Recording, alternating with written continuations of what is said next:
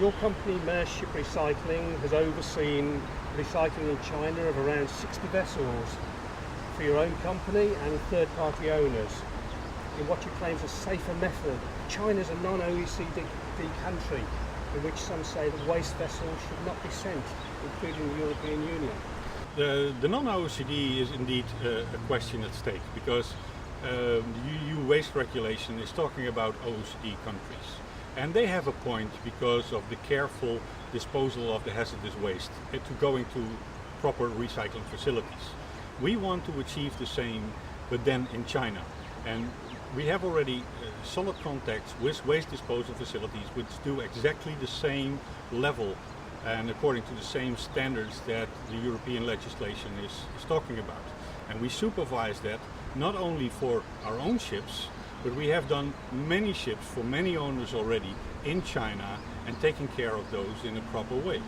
Making the inventory of the ships, and for those owners that we have identified the proper hazardous in the ship, but we also make sure that the yard deals with the removal of the waste, and in addition that the waste goes to the proper recycling facilities according to our standards.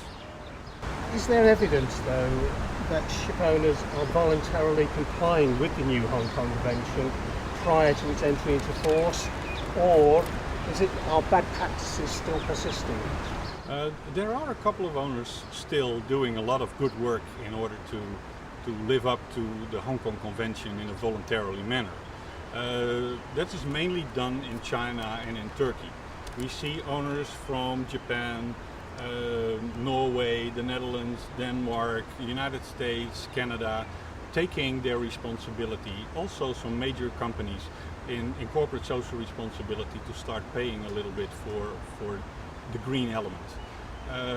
But there are many owners who still sell their ships to a cash buyer and just do not care about the inventory of the ship or where it ends up. We see that way too much. An example is that living up to the convention, people try to find the loopholes and saying we make a statement in 4 ships and then that should be enough for governments to import the ship. A clear-cut example has been 4 ships who have entered Bangladesh in December, where 4 companies in Marshall Islands have given out statements for these ships that they have nil asbestos, nil TBT, nil PCB and nil refrigerants on board of their ships. But and those statements were done, as I said, by 4 different companies, but the signature was from the same person. So this was already very suspicious. Also, we know from experience that all ships we have done, and I have done 60 ships by now, contain refrigerants and asbestos. So that is already a clear-cut case that these certificates are not, made in a proper way. And therefore, if you do not show that how the nil statement could be achieved, then these documents have no meaning at all.